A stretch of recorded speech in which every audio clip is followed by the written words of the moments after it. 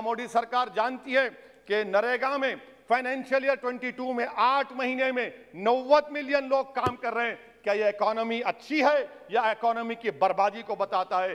क्यों आपने अब तक 15 रियासतों को 4,700 करोड़ रुपये बकाया नहीं दिया नरेगा?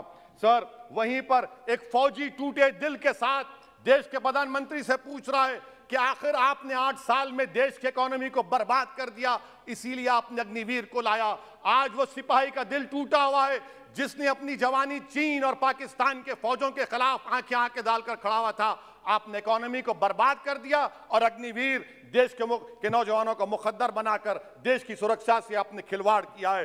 देश के मासूम बच्चे जो स्कूल को जाते हैं देश के प्रधानमंत्री से पूछ रहे हैं कि प्रधानमंत्री जी, आपने हमारे किताबों पर, पेंसिल पर, पेन पर 18% जीएसटी क्यों लगा दिया? सर, देश के इकोनॉमिक एक्सपर्ट्स प्रधानमंत्री से पूछ रहे हैं कि हमने कानून बनाया कि कंज्यूमर प्राइस इंडेक्स 2 और 6% के दरमियान होगा, आखिर क्यों वो 7% हो गया?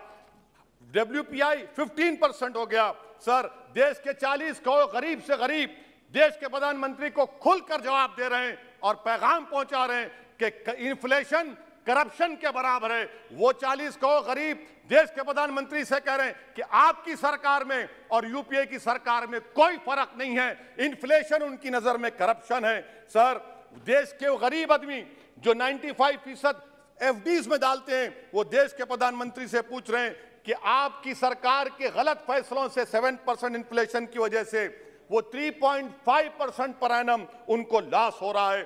सर, वहीं पर देश के गरीब प्रधानमंत्री से पूछ रहे हैं कि हम आपकी गलत पॉलिसियों की वजह से आटा, बिस्किट, टूथपेस्ट कम खरीद रहे हैं।